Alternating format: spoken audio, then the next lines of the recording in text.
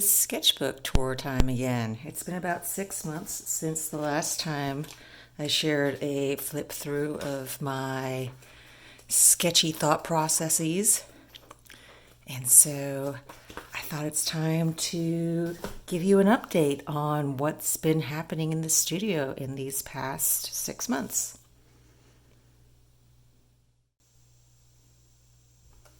So if you haven't seen my previous videos on my sketchbook flip throughs, what I like to use are these Fabriano little booklets.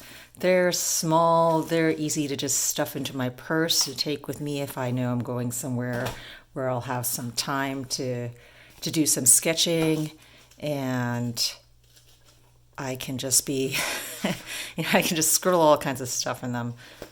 Sometimes I think that I should just staple together a bunch of sheets of paper for myself to use for the same purpose, but for some reason I just really like these guys. For my pencils, I usually prefer, well, for my final drawing directly onto my watercolor paper, I prefer this .2 Orentz Pentel, which is really, really tiny, fine lead. But for sketchbooky stuff, I actually like using a lead holder or a .5 pencil, .5 mechanical pencil, which I don't have on hand. Here's my .3. That's another one that I use pretty often too. This is a Faber-Castell .3, and this is a lead holder, holds a big piece like that, which I can get then really sketchy with the shading. The other thing with my sketchbooks are that I don't get precious with them. You see, look, I just like scribbled all kinds of stuff here when I was trying to get my ink running correctly with my brush pens. I just use every space available. So because of that, though, I sometimes have things a little bit out of order, and there was a time before I got my newest one, so this is my most recent one. I've just started using this booklet, so I've only got like a page of it. And because I had not yet acquired a brand new one, I was at home and I was not wanting to go to the art store or wait to order something. And so I was just like finding every little corner of these to kind of scribble in. And so things are a little bit out of order, and I will try to be flipping through all of these and showing you stuff in a semi-timed order of things. So that said, let's go back to October, because I think the last time I left off was in September of 2020. And I had just finished a few of the pieces for my upcoming Haven show, but October comes along, and October is a special time of year because for the past 2 years, what I have done in October is my Undying Tales project.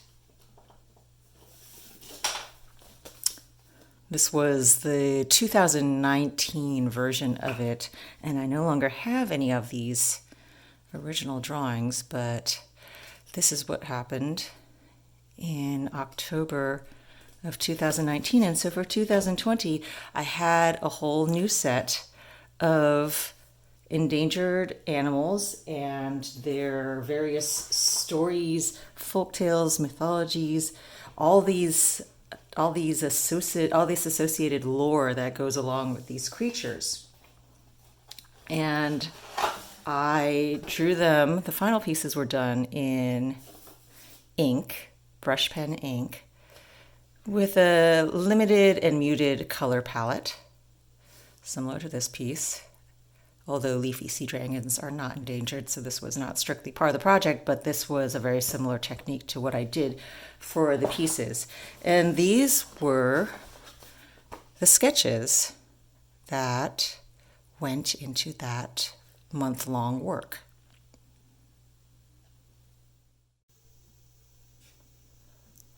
I sectioned off my pages into these 6 squares, And I never got super detailed with any of these drawings. I kept them very rough and scribbly. And mainly what I was trying to capture was the composition that would go into the finalized piece, which was a 6 by 6 inch square. As I showed you with that leafy sea dragon, this is actual size of the Undying Tales pieces as well. One of my favorites here was the Scottish Highland cat. And in this thumbnail, this just gives you the basic hint of what the final piece ends up being. But you can see that I have the cat and I have thistles, which I wanted to keep as a more graphic and iconic type of treatment versus the more realistic drawing that I was going to do for the cat. And these little scribbles over here are fairies flying off on the sides. So a lot of times when you look at these sketches, I don't know if anyone else can really decipher what they are. This, for example, is a frog. Yes, that is meant to be a frog there, leaping or swimming through the waters. And this swirly is just a compositional graphic element in the background where I wanted to shade the paper with some gray, textured, watery stuff to offset the positive space that the frog was going to be taking up. So in this negative space area, I wanted some contrast. And you can see here the rest of the sketches. Sometimes I did multiples for an idea. This one was for a Tibetan antelope.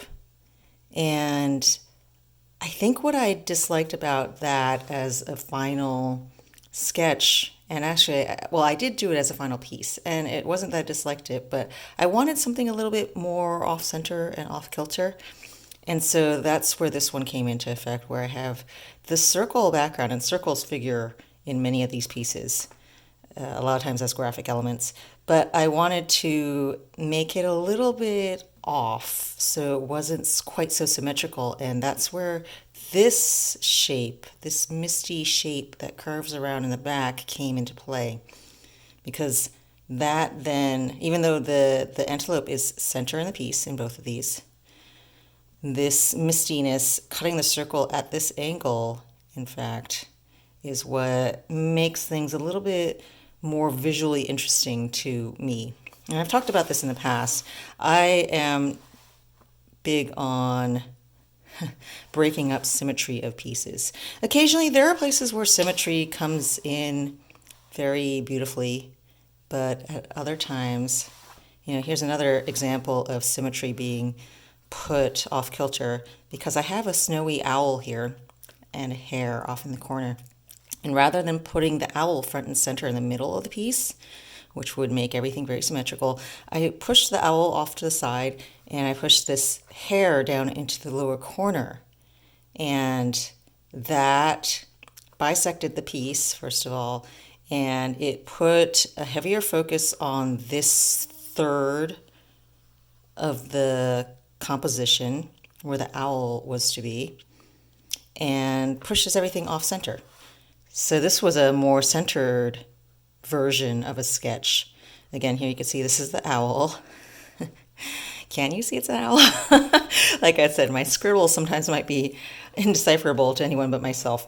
This is the snowy owl, and this over here is a hare leaping around and has a little orb or something in his mouth. I'm not quite sure what I had in mind for that.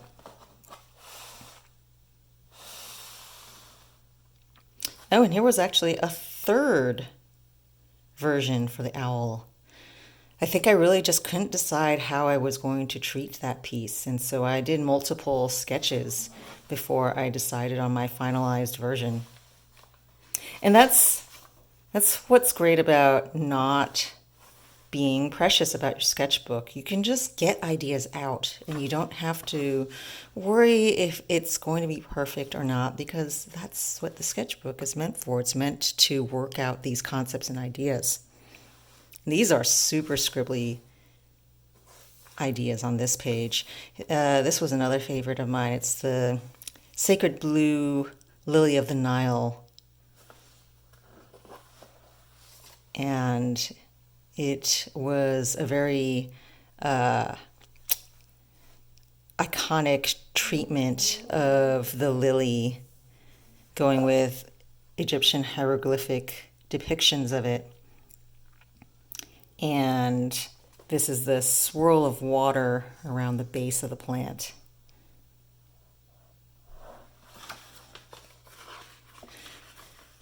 And as you can see, more evidence of not keeping this as a precious space.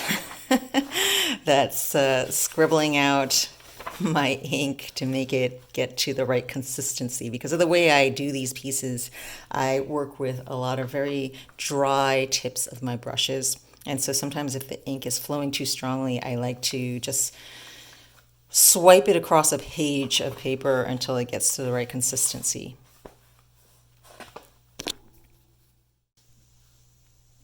The other place I left off last time when I shared my sketchbook was in my work for my upcoming Haven Gallery Show exhibition. And I shared with you some of these pieces and the final paintings that came about from them. But then I had to take a break in October, and I had a few other projects to work on, and so it took me a while, but I finally came back. And some of the sketches that I had done, actually even well before, became finalized pieces in this series. So this was a piece, I don't remember if I shared this little scribbly sketch with you last time, but it is very much in a conceptual state, and it's something where I really just have this idea and I want to get it down, and so I scribble it out onto a paper while it's in my head, and then I set it aside for months at a time sometimes. And so all you see here is this circle with a door. It looks like a piper or a fiddler. Actually, it's a piper is what I initially had in mind. And I wrote down notes for what I wanted for colors. So a blue sky, a blue door with brambles all around, and a brown wall, and Forgotten Doors was a possible title for this. And that's all that I left for myself as a reminder. This, by the way, is where the finalized piece ended up. And you can see it's not a piper. That changed over time. So when I was looking for an idea of what to start next after I had come to a pausing point, I came upon this little scribble sketch and I said, that's what I want to deal with right now. And so I did a slightly revised sketch here. Things changed a little bit. In this version, you can see that things are mostly still the same as my initial concept, but I added these little blobs, which are meant to indicate roses, and actually, for the most part, it is the same. The figure over here slightly changed pose, but I hadn't yet figured out the pose, so that was what I started to do next. I started doing these scribbles, and actually I even played around with a long, thin composition rather than the circle framed one. But I didn't really like that. I enjoyed the circular composition much better. And I started playing around with various poses for my figure at the top. And I thought actually that I had settled onto her. And in fact, I started sketching things out at length using this figure in the piece. But when I had it all sketched in place on my page, I didn't really like how she was fitting in. And so I erased her and I worked on the rest of the painting first.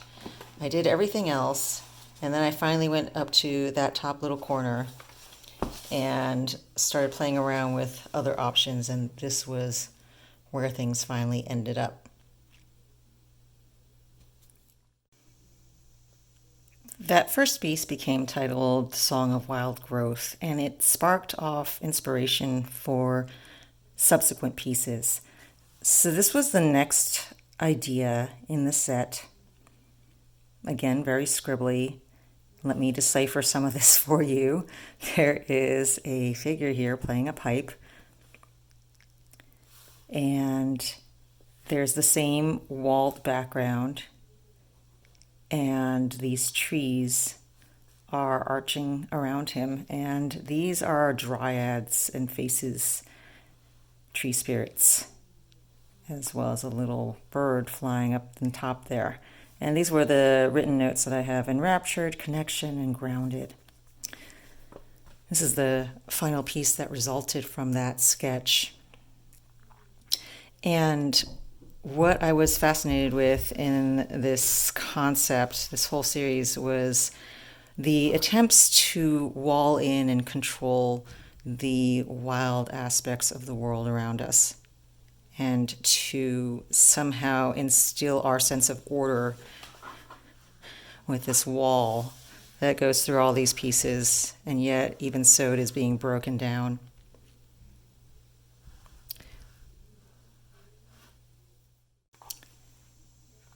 So here is a sketch from several years ago, actually. I think this was a concept that I had played with for one of my earlier gallery shows, maybe 2 or 3 shows ago, so quite a while. I would say this was maybe 2018 when I first did this sketch. And so again, this really shows you how having a sketchbook of just random ideas can really be a treasure trove for when you are looking for that right thing to start on next. And so I had this circular composition with a tree and this floating arch of stones around it. And I kept wanting to do this piece. I kept going back to it in many different forms over the years, but it wasn't quite the time for it. This is just to give you an idea of what I was doing at that time as well.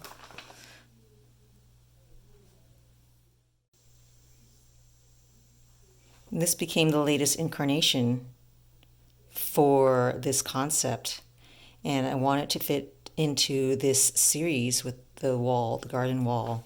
And so, of course, that goes across the background again, but it is broken by this gap in which this tree has sprung up. And there are some musicians sitting at the base. Well, in this sketch, there's just the one. And I wasn't quite sure what it would be, and I played around with the idea of a drummer there. And then I tossed in the idea of a cellist instead. And part of this was actually, someone had commented recently on one of my paintings that I posted on Instagram. It was a violinist, and they said, "Do you have any paintings of cellists?" And I realized, no, I don't. I have never painted a cellist. So here it is, a cellist now. And so these two, initially I was thinking one or the other, and then instead I ended up putting a drummer onto this side, sitting on one of these floating stones, and the cellist on the opposite. And this is where it ended up.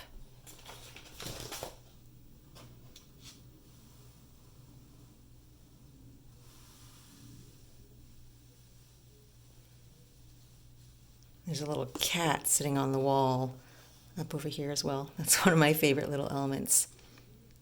And another favorite element of mine is just this shadowed little stone. It's funny how little things like that can capture you. And then the fourth and final piece of this set is this little thumbnail here, Whispered Lullaby. And there's a young girl crouched at the top of the wall, surrounded by the brambly roses, and diving down into this crack is a seed with the roots spread out into the wall itself, and just a single little sprout that pokes itself up above where she's whispering to it. And I toyed with ideas of putting it off center. So this was a very centered version, and it is extremely centered given the round composition, although it is offset vertically a little bit. But as far as the horizontal element, it is right there in the middle. And that felt a little too tame. And so I toyed with this one, which was pushing it off to the left or off to the side, and the plant is curving around. And here's a scattering of hummingbirds flying above, and once again the roots swim out into the base of the stonework. So these were various sketches for the girl, trying to decide what kind of pose she would have, if I wanted her crouching or lying on her stomach. I eventually settled on this idea, and this was just a little play off of the previous piece. Remember where there's the little cat that was sitting up in the corner? This might happen at some point, although it is not currently planned for this show, but just a bunch of cats along the wall chasing after something, because cats do that, right? So this is where this final piece ended up. And one of the big inspirations for this was seeing how tree roots will distort sidewalks and just, reshape the concrete and the order that we try to impose upon the world by sheeting it over with asphalt and concrete. And yet none of that can really hold back the wild nature of things.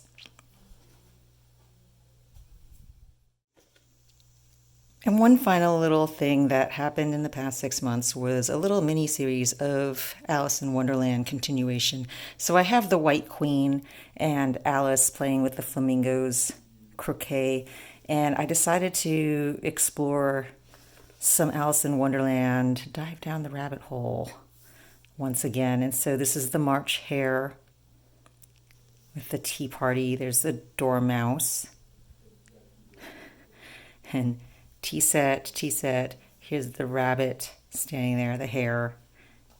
And I did another piece with a Cheshire Cat as well, although that one went straight to drawing and skipped sketchbook phase.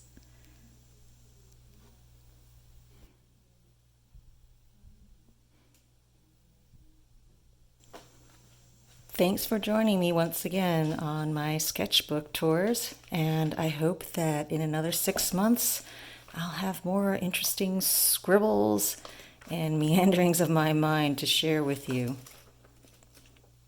If you liked this stuff, you can check out more of my behind the scenes at patreon.com/Stephanie Law.